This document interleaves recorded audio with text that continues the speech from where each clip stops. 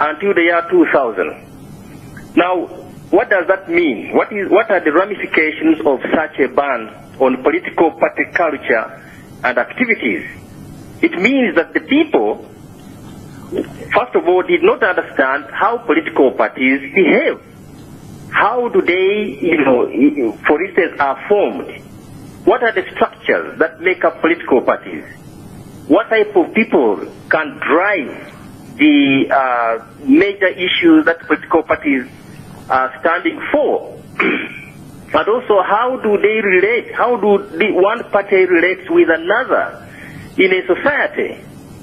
So that alone had a very big impact in as far as the political parties have behaved in the year 2001, 2006, and just what we are going through today. It had a very big impact. Nobody has looked back at that history to understand that people did not know how political culture, political party culture is exercised and practiced.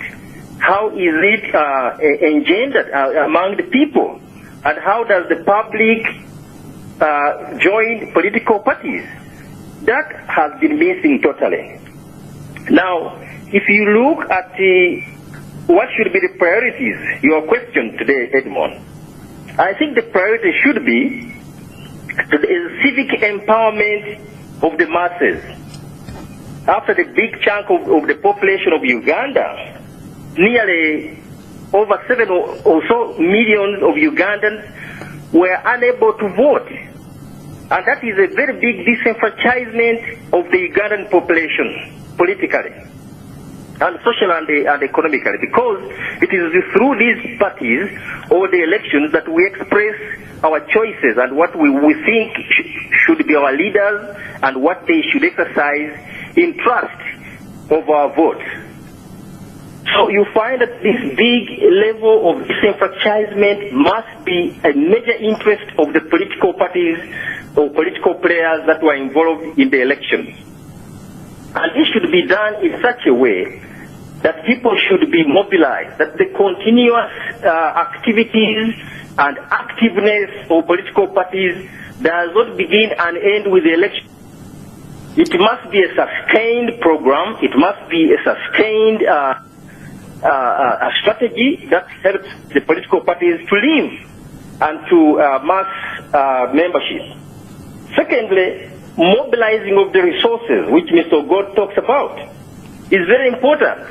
And one way to do that is through recruitment of membership. And you know, Edmond, one of the first things on joining a political party is a card. And this card is at a cost. So political parties should be able and be allowed and be seen to be allowed by the law and the constitution to mix with Ugandans, to mobilize them, to recruit them. But most importantly, every individual political party must ensure that it is visible, that it is accessible, that it has good public-corporate relationship with the public. Without these three ingredients, then the recruitment exercise may not be very smooth and as good as the political party would like to see. Then when the laws that are governing political parties, the Political Organizations Act, should be revisited by political parties, should be in the interest of the political parties to look at the Organizations Act and see whether they lived up to the expectations of this law, or has it had any limits in as far as exercising the rights and freedoms are concerned? Is it in any way in contravention with the articles of the Constitution that provide freedom of association, freedom of expression, freedom of speech? The relationship between political parties and other key players in society, like the media. The media highlights political parties or reflects what they are doing or mirrors what the players are, much so when there are elections, when there are primaries. After that, everything goes quiet. So political parties should have national agenda issues that they should continuously attract the media attention, because the media is there for everybody, and as long as you don't attract their attention, they don't come to you. So those are some of the key issues. Now, internally, in the political parties themselves, the issue of internal democracy and transparency, in as far as the work is concerned, is very important, and Mr. Ogot did touch about this. The structure to rally the public. If you examine the individual political parties and their leaders in the just concluded presidential elections, you find that Honorable Betty Turomwe Kamia says she has not lost. She achieved her short-term interests, that she was able to take the federal message around the country.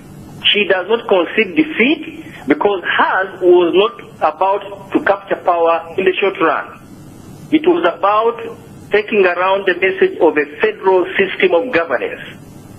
You look at Dr. Olarotunu. It looks like, as far as I'm concerned, he was to go around the country, take around the blue book, get signatures from the public into the blue book. What he's going to do with them, he knows. And we're waiting to see what he's going to do and the impact. If you look at the President Museveni, who was declared winner and who won by a majority vote, over 60% plus, he took around a manifesto and said, this is what I'm going to do. In relation with the past manifestos, he said some programs are continuous. Being a sitting government, he said most critical programs are going to continue. Now, when you go down to Bidandi Sali and the Dr. Abed Bwanika and Sam Lubega Makaku, they had different messages. But basically, they were telling the people what they thought would be able to deliver Uganda to a desired level in terms of socio-economics and political dispensation. So it's important that these political parties do review, yes, as your question says, but the priority things should be the internal linkages within the political parties, the restructuring of how political parties behave, the use of the party headquarters to strategize. If you look back at the primaries, where was there happening at the constituency level, particularly the most mad primary elections were of the NRM. But why should the NRM have a headquarters where they should have used, should have used to align candidates according to constituencies and see whose strengths and weaknesses and say this is our best candidate for such an area and for such a reason. And they never utilized very well, and then they found themselves fighting over a constituency, fighting over party bearing, leading the party as a torch bearers. This should not happen, and it was very ugly.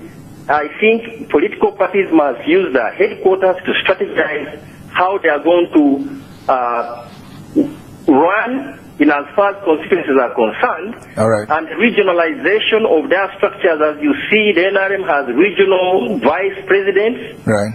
Yeah. So the structures must be clearly developed, but at primary level, we shouldn't see ugly things. We should see democracy, political party democracy growing in the country smoothly.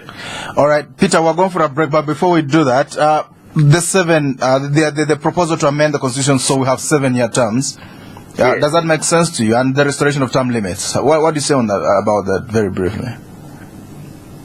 It is an idea that the Honorable Kakoza says he's trying to sell around. Yes. But simple as it sounds, that's the removal of term limits sounded originally. And once it has the support of the party that has majority in the House, and once it is voted by that majority, it is likely to become a new way of how we are going to see governance in the country. But is it a good thing in your view? Well, good or bad is relative. But the most important thing is that does it happen elsewhere in the world? And how is it used? Certainly, as Ogot says, it will require an amendment in the constitutional provisions on as far as limits of a presidency are concerned. All right, Peter, thank you very much. Indeed, we are still with you to the end of this show. This is Spectrum, listeners on Radio 1. Tonight we're asking what should the priorities of Ugandan political parties be after taking lessons in the 2011 elections. Stay tuned, we'll be back. Spectrum on Radio 1 FM 90. Watch it on your